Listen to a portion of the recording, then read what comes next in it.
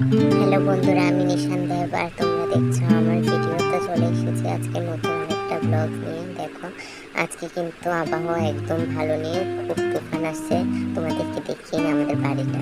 দেখো এই দেখো কি মেঘ করেছে আকাশে, কি মানে কি বলবো, কি বাতাস। হয়তো ভিডিওতে এত বোঝা যাচ্ছে না, কিন্তু সত্যি খুব বাতাস হয়েছে।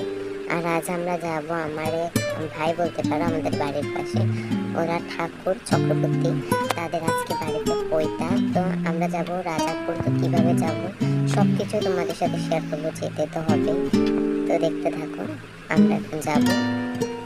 চলে এসেছি, এই দেখো ওখানে কি জানি করছে।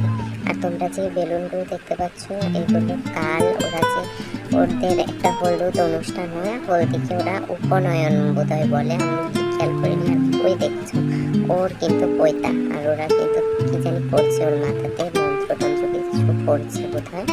তো যাই হোক, আমি কিন্তু মাঝে ভিডিওটা করতে পারিনি, আসার সময় খুব বাতাস ছিল, মোবাইলটা হাত থেকে পড়ে না যায়। আমরা যেহেতু অটো করে এসেছি, তাই মোবাইলটা পড়ে যাওয়ার ভয়ে আর ভিডিও করা হয়নি। তো কোনো টেনশন নেই, তোমরা ম্যানেজ করে নিও। আর দেখো এখানে কি জানি রান্না করছে, কাঠগুলো কেটে। দেখো এই দেখো কি জানি এগুলো, ঠিক আমি ঠিক বলতে পারছি না কি।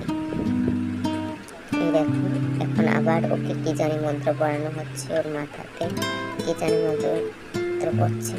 তো ব্লগটার বেশি বড় করলাম না, খাওয়ার ভিডিও দিলাম না। তো ব্লগটা কেমন লাগলো তোমরা অবশ্যই শেয়ার করবে। আর আজকে পর্যন্তই, বাই বাই, আবার দেখা হবে একটি নতুন ব্লগে। সবাই ভালো।